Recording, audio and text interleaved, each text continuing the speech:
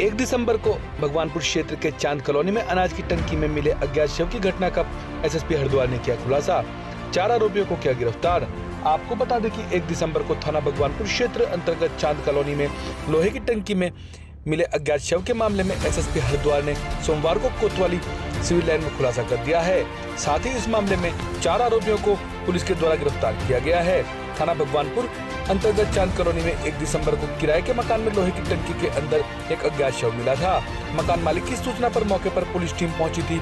अनाज की टंकी में शव मिलने से क्षेत्र में हड़कंप मच गया था। वहीं एसएसपी हरिद्वार समेत जिले के तमाम अधिकारी मौके पर पहुंचे थे। सोमवार को एसएसपी हरिद्वार अजय सिंह द्वारा कोतवाली सिविल लाइन में खुलासा करते हुए बताया गया कि घटना का खुलासा करने के लिए पुलिस टीमों का गठन किया गया था। मकान मालिक द्वारा किराएदारों का सत्यापन नहीं कराया गया था, जिसको लेकर पुलिस को आरोपियों तक पहुंचने में कड़ी मशक्कत करनी पड़ी। वहीं मृतक की जेब से पुलिस को एक कंपनी का कागज मिला था, जिस आधार पर मृतक की पुलिस के द्वारा शिनाख्त की गई और मृतक के परिजनों से संपर्क कर अज्ञात के खिलाफ मुकदमा दर्ज कर पूरे मामले की जाँच पड़ताल शुरू की गई।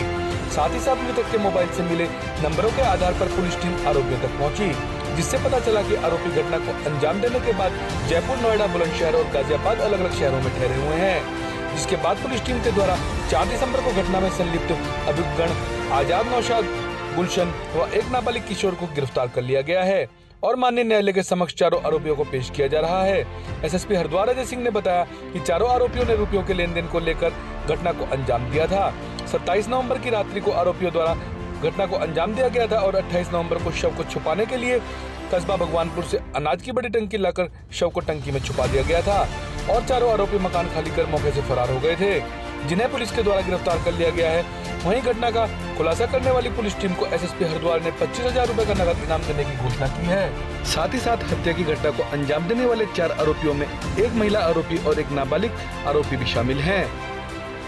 कॉलोनी भगवानपुर से सूचना प्राप्त हुई थी थाने को कि शव जो है टंकी में जो रखा हुआ है, जो अनाज की टंकी में है और वो किराए पर कुछ लोग रहते थे जो वहाँ से फरार है। इस सूचना पर समस्त पुलिस बल और अधिकारियों द्वारा रात को विजिट की गई और अभियुक्त के और मृतक के शिनाख्त के पूरे प्रयास किए गए। जो देर रात्रि शिनाख्त हुई कंपनी में कर्मचारी था, इसके बाद उसके नंबरों के आधार पर और जो वहाँ रहते थे उनके संबंध में जानकारी की गई तो पता चला कि जो लोग वहाँ किराए पर आ रहे थे वो बुलंदशहर के निवासी थे और उनके कुछ नंबर संदिग्ध प्राप्त हुए, जिसके आधार पर टीमों को भेजा गया। लेकिन वह उपरोक्त मकान जो उनका एड्रेस था वो पहले ही बेच के जा चुके थे। अभियुक्तों के संबंध में अलग अलग टीमें भेजी गई तो जयपुर और दिल्ली और ग्रेटर नोएडा में पता चला कि उनका मूवमेंट पाया गया था। समझ जानकारी के बाद जब अभियुक्तों को गिरफ्तार किया गया तो उनसे पूछताछ में आया कि करीब 2.5-3 लाख रुपए जो अभियुक्तों ने जो है मृतक जो है लिए थे उसको वापस ना करना था। जब वो घर पे आके लगातार मांग रहा था, एक राय होकर इसमें उसकी हत्या कर दी गई। हत्या करने के बाद उसके शव को जो है टंकी में छिपा दिया गया, एक कंटेनर में छिपा दिया गया, जिससे कि अगले दिन जब वो यहाँ से जाएँ कब्र छोड़कर तो उसको कहीं ना कहीं बॉडी को आगे डिस्पोज कर दें, जिससे पता ना चले। लेकिन उनकी यह जो षड्यंत्र था इसमें कामयाब नहीं हो पाए और किसी कारणों से 2 दिन तक शव जो है वहीं पर रह गया और जब वो गाड़ी से ले जाने लगे तो शव से जो ब्लड और जो अन्य चीज़ें आई उसके आधार पर वो डर के मारे उसको छोड़कर चले गए।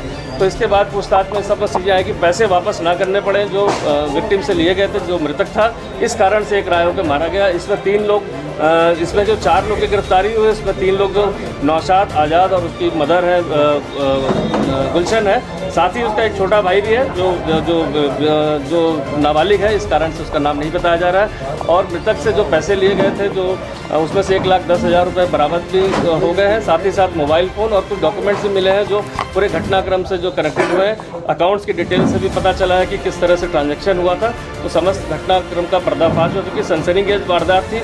एक पहाड़ के युवक जो यहाँ पर नौकरी कर रहा था उसके साथ एक सनसनीखेज घटना हो गई थी और उसको मार दिया गया था। साथ ही साथ जो मृतक जो अभियुक्त लोग थे उनके बारे में बहुत ज़्यादा डिटेल किसी को पता नहीं थी, लेकिन समस्त टीम ने 48 घंटे लगातार मेहनत करके इसका अनावरण किया है और इस कारण जो है क्षेत्र और जो इस तरह का सनसनीखेज घटना का खुलासा हुआ। देखिए, इसमें मेरी तरफ से 25,000 का इनाम जो मेरी तरफ से वो मैं टीम को